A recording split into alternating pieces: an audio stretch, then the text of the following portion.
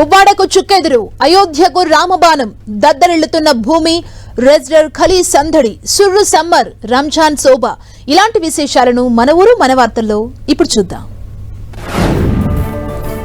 తెలంగాణ ప్రభుత్వం ఫిలిప్పీన్స్ తో కీలక ఒప్పందం చేసుకుంది. తెలంగాణ బియ్యాన్ని ఫిలిప్పీన్స్ కి ఎగుమతి చేస్తుంది. ఈ మేరకు రాష్ట్ర ప్రభుత్వం ఫిలిప్పీన్స్ మధ్య ఒప్పందం కుదిరింది. దీని ప్రకారం 8 లక్షల టన్నుల బియ్యాన్ని ఎగుమతి చేసేందుకు రెండు ప్రభుత్వాల మధ్య ఒప్పందం జరిగింది. ఈ ఒప్పందంలో భాగంగా తొలి విడతలో 12,500 టన్నుల బియ్యం తెలంగాణ ప్రభుత్వం ఫిలిప్పీన్స్ కి పంపిస్తుంది. బియ్యం లోడింగ్ ప్రక్రియ పూర్తి చేసుకుని ఫిలిప్పీన్స్ కి వెళ్తున్న షిప్ ని తెలంగాణ పౌర సరఫరాల శాఖ మంత్రి ఉత్తమ్ కుమార్ రెడ్డి జెండా ఊపి ప్రారంభించారు. ఈ సందర్భంగా ఫిలిప్పీన్స్ కి 8 లక్షల టన్నుల బియ్యం ఇవ్వడానికి తెలంగాణ ప్రభుత్వం ఒప్పందం చేసుకుందన్నారు.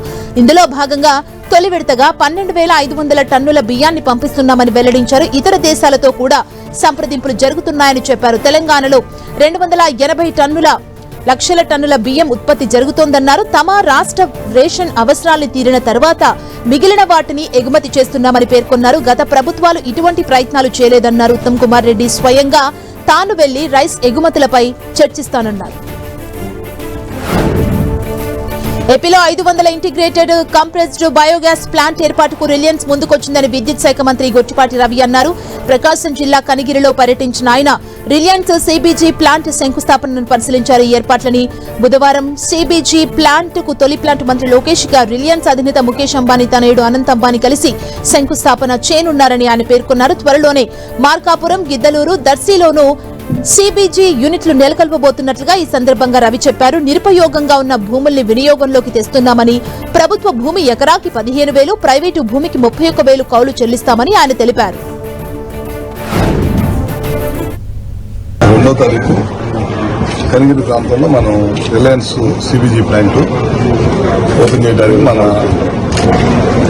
నారా లోకేష్ గారు, అదేవిధంగా అనంత్ అంబానీ గారు, వాళ్ళకి సంబంధించిన వాళ్ళు అందరూ కూడా ఇక్కడ రావడం జరుగుతుందన్నమాట. ముఖ్యంగా గ్రామీణ ప్రాంతాల్లో కూడా వ్యవసాయం కూడా పనికిరాని భూముల్ని కూడా కొద్దిగా డెవలప్ చేసేది రిలయన్స్ సంస్థ ద్వారా గడ్డి లాంటిది పండించి, నైపర్ గ్యాస్ని పండించి తద్వారా గ్యాస్ తయారు చేయాలనే ఉద్దేశంతో ఇక్కడ ప్లాంట్ పెడుతున్నాం. దాదాపు ప్రభుత్వ భూమి కూడా దాదాపు 5,000 ఎకరాలు ఇచ్చాం. ఈ ఎకరా భూమి కూడా వాళ్ళు కూడా మనకు 15,000 కౌలు లాగా ఇస్తూ ఉంటారు అన్నమాట. నిన్నదాకా ఉపయోగపరంగా లేకుండా ఉంది ఈ భూమి అంతా కూడా. దీన్ని డెవలప్మెంట్ లో తీసుకొస్తా ఉన్నాం. విజయనగరం జిల్లా సాలూరు ఏజెన్సీలో గిరిశిఖర గ్రామాల్లో రహదారుల నిర్మాణానికి 30 కోట్ల నిధులు మంజూరయ్యాయని మంత్రి గుమ్మడి సంధ్యారాణి అన్నారు. త్వరలోనే అన్ని గిరిజన గ్రామాలకు రహదారుల నిర్మాణం జరుగుతుందన్నారు. సాలూరు మండలం తొనాం పంచాయతీలో 1,25 లక్షలతో నిర్మించిన సిమిడి వలస కొత్తూరు రహదారిని మంత్రి ప్రారంభించారు. తాను మంత్రిగా ఉండగానే అన్ని గ్రామాలకు రహదారుల నిర్మాణాలు పూర్తి చేస్తానని హామీ ఇచ్చారు.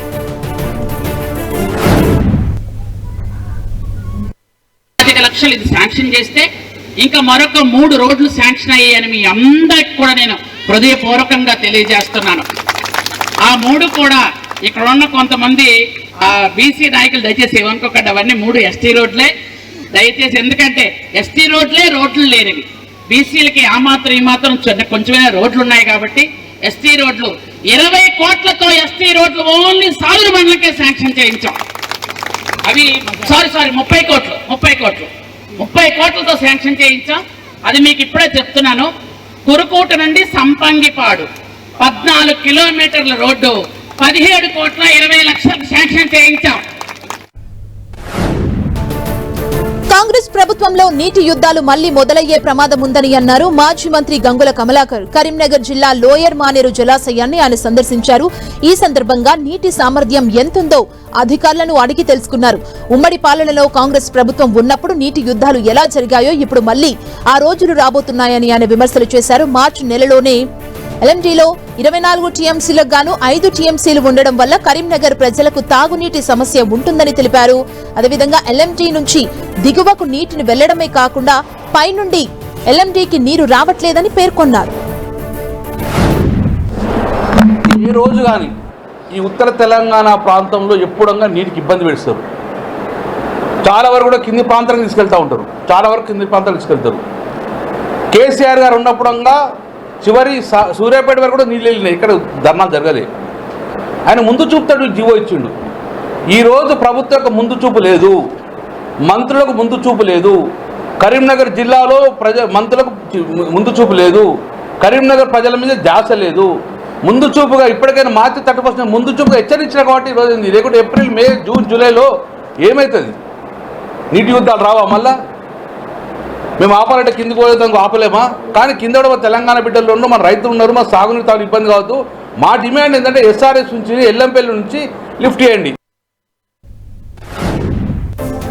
తెలంగాణలో గ్రీన్ మర్డర్ జరుగుతుందంటూ కేంద్ర మంత్రి బండి సంజయ్ ఎక్స్ లో పోస్ట్ చేశారు. గతంలో బీఆర్ఎస్, ఇప్పుడు కాంగ్రెస్ కోతలు మరింత లోతుకున్నాయన్నారు. కాళేశ్వరం కోసం బీఆర్ఎస్ 25 లక్షల చెట్లు నరికివేసిందని విమర్శలు చేశారు. హరితహారం ముసుగులో కోను కార్పస్ అనే పర్యావరణానికి నష్టం కలిగించే మొక్కలు బహుమతిగా ఇచ్చిందని ఎద్దేవా చేశారు. కంచగచ్చిబౌలిలో జరిగిన హరిత విధ్వంసంలో కాంగ్రెస్ చేరిందని పేర్కొన్నారు. అదే గొడ్డలి కొత్త చేతులని పేర్కొన్నారు. తెలంగాణలో అటవీ నిర్మూలన మాఫియాను ప్రోత్సహిస్తున్నారని సంజయ్ విమర్శలు చేశారు. రంగారెడ్డి జిల్లా శేర్లింగంపల్లి మండలం కంచగచ్చిబౌలిలో తెలంగాణ రాష్ట్ర పారిశ్రామిక మౌలిక సదుపాయాల సంస్థ ద్వారా 400 ఎకరాల ప్రభుత్వ భూమిని వేలం వేయాలనుకున్న నిర్ణయాన్ని ప్రభుత్వం ఉపసంహరించుకోవాలని బీజేపీ కొన్ని రోజులుగా డిమాండ్ చేస్తుంది. ప్రభుత్వం వేలం వేయాలనుకుంటున్న భూమిని ఆనుకొని చాలా వృక్ష జాతులు, పక్షి జాతులతో సహా నెమళ్లు, వలస పక్షులు, జింకలు, అడవి పందులు, కొండ చిలువలు, నక్షత్ర తాబేళ్ల వంటి వైవిధ్యభరితమైన జీవజాతులు ఉన్నాయని ఆ పార్టీ నేతలు చెబుతున్నారు. ఏపీలో కూటమి ప్రభుత్వంపై మాజీ ఎంపీ వైసీపీ నేత గోరంట్ల మాధవ్ తీవ్ర విమర్శలు చేశారు. రాష్ట్రంలో జరుగుతున్న తాజా పరిణామాలపై ఆయన తీవ్రంగా స్పందించారు.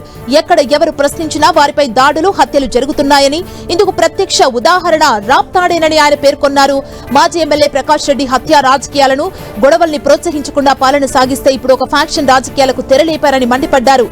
ఒక బీసీ నేతను అత్యంత దారుణంగా కొట్టి చంపారని ధ్వజమెత్తారు.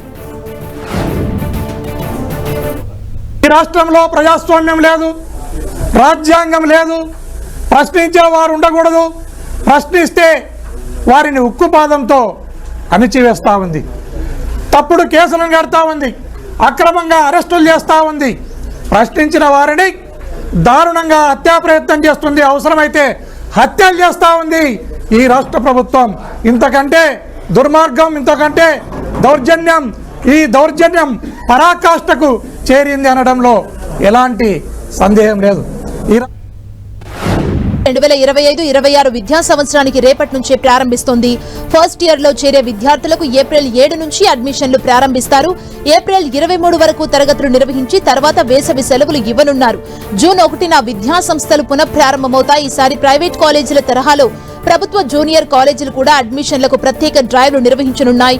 జూనియర్ కాలేజీల పనివేళల్ని కూడా ఇంటర్ బోర్డు మార్చేసింది. ప్రస్తుతం రోజుకు 7 పీరియడ్లు ఉండగా ఇకపై 8 పీరియడ్స్ ఉండేలా టైం టేబుల్ విడుదల చేసింది. ఉదయం 9 నుంచి సాయంత్రం 5 గంటల వరకు కాలేజీలు పనిచేస్తాయి. సబ్జెక్టులు, కోర్సుల్లో ఇంటర్ బోర్డు కీలక మార్పులు ప్రవేశపెట్టింది. ఎంపీసీ విద్యార్థులకు గణితం ఏ, బీలుగా ఉండగా దాన్ని 1గా చేసింది. బైపీసీలో బాటనీ, అదేవిధంగా జువాలజీ, బయాలజీగా మార్చింది. సైన్స్ విద్యార్థులకు 6 సబ్జెక్టుల స్థానంలో 5 సబ్జెక్టులను ప్రవేశపెట్టింది. ఖమ్మంలో మాజీ మంత్రి పువ్వాడ అజయ్ కుమార్ కు చేదు అనుభవం ఎదురైంది. రంజాన్ పర్వదినం సందర్భంగా ముస్లిం సోదరులతో కలిసి ప్రార్థనా ప్రాంగణంలో పువ్వాడ అజయ్ కుమార్ పాల్గొన్నారు. ముస్లిం సోదరులతో కలిసి ప్రార్థనా ప్రాంగణంలో కూర్చున్నారు. అయితే పువ్వాడ అజయ్ పక్క టెంట్ లో కూర్చోవాలంటూ కొంతమంది ముస్లిం సోదరులు వాదించారు. పక్క టెంట్ లో కూర్చోమనటంతో పువ్వాడ అక్కడి నుంచి వెనుదిరిగి వెళ్లిపోయారు. సిద్దిపేటలో రంజాన్ వేడుకలు ఘనంగా జరుగుతున్నాయి. ముస్లిం సోదరులు ఒకరికొకరు అలాయ్ బలాయ్ చేసుకుంటూ రంజాన్ శుభాకాంక్షలు చెప్పుకుంటున్నారు. ముస్లింల అభివృద్ధికి బీఆర్ఎస్ పార్టీ ఎంతో కృషి చేసిందని మాజీ మంత్రి హరీష్ రావు అన్నారు. రంజాన్ వేడుకల్లో పాల్గొన్న ఆయన కొన్ని శక్తులు రెచ్చగొట్టే ప్రయత్నం చేస్తున్నాయని వ్యాఖ్యానించారు. దేశ అభివృద్ధి కోసం మతాలకు అతీతంగా ప్రతి ఒక్కరూ కృషి చేయాలని హరీష్ రావు పిలుపునిచ్చారు. రాబోయే రోజుల్లో కూడా మతాలు, కులాల ప్రాతిపదికన కాకుండా పేదరికం ప్రాతిపదికన అన్ని వర్గాల ప్రజలు కూడా పైకొచ్చే విధంగా మరి ప్రభుత్వాలు కృషి చేయాల్సినటువంటి అవసరం ఉంది. ఈరోజు ఈ రంజాన్ పండగ మరి అందరూ కూడా హిందూ, ముస్లింలు అనే భేదాభిప్రాయం లేకుండా నిన్న ఉగాది పండుగ రోజు ముస్లిం మైనార్టీలందరూ హిందువుల ఇళ్లలోకి వచ్చి భక్ష్యాలు తిన్నారు, ఉగాది శుభాకాంక్షలు తెలిపారు. అదేవిధంగా మైనార్టీల పండుగ సందర్భంగా ఈరోజు రంజాన్ పండుగ, ఈదుల్ ఫితర్ సందర్భంగా హిందూ సోదరులందరూ కూడా వచ్చి అలాయ్ బలాయ్ చేసుకొని ఈనాటి రంజాన్ శుభాకాంక్షలు వారందరికీ తెలియజేయడం జరుగుతూ ఉంది. అంటే ఇలా ఎన్నో ఏళ్లుగా మన రాష్ట్రం కానీ మన దేశం కానీ మతాలకు అతీతంగా సోదర భావంతో ఒకరి పండుగల్ని ఒకరి సాంప్రదాయాన్ని మరొకరు గౌరవిస్తూ ఎంతో సఖ్యతతో జీవించినటువంటి ప్రాంతం.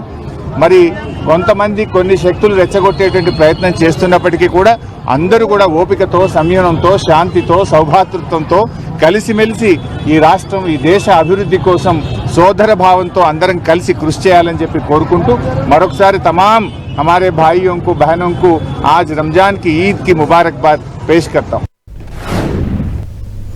ఏలూరు జిల్లాలో రంజాన్ సందర్భంగా ముస్లిం సోదరులకు దెందులూరు ఎమ్మెల్యే చింతమనేని ప్రభాకర్ వెరైటీ కానుకలిచ్చారు.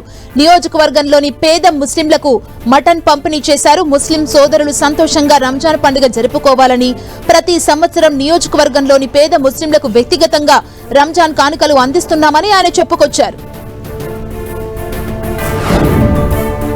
ముస్లింలు ఎంతో గొప్పగా జరుపుకునే పండుగ రంజాన్ అని మాజీ మంత్రి తలసాని శ్రీనివాస్ యాదవ్ అన్నారు. రంజాన్ పర్వదినం సందర్భంగా సికింద్రాబాద్ లోని రామ్ గోపాల్పేట జమియా మసీదులో నిర్వహించిన ప్రార్థనలలో తలసాని పాల్గొన్నారు. ప్రార్థనా ప్రాంగణంలో ముస్లింలతో ఆలింగనం చేసుకుని రంజాన్ శుభాకాంక్షలు తెలిపారు.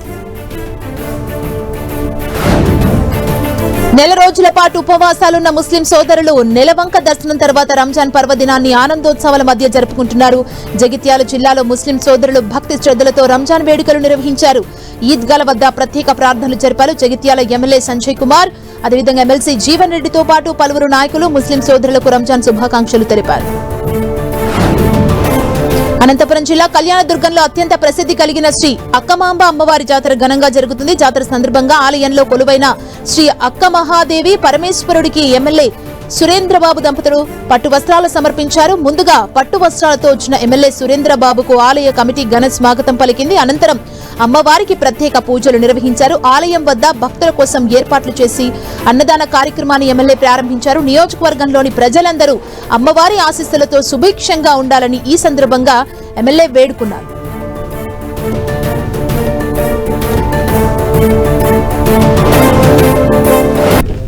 ఎస్సీవీ మన ఊరు మన వార్తలు చూస్తూనే ఉండండి 10 టీవీ.